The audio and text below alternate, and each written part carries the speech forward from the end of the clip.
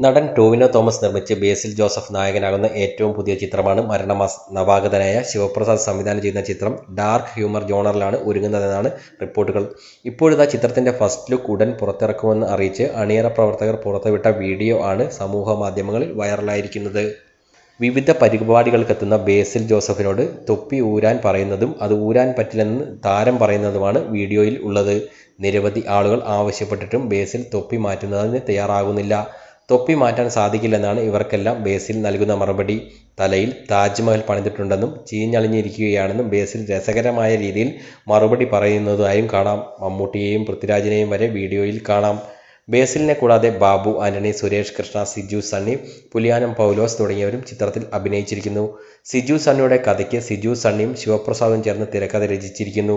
Tovino Thomas productions in association with world wide ഫിലിംസിന്റെ ബാനറിൽ ടിങ്സ്റ്റൺ തോമസ്, ടൊവിനോ തോമസ്, തൻസീർ സലാം, റാഫേൽ എന്നിവരാണ് ചിത്രം നിർമ്മിച്ചിരിക്കുന്നത്.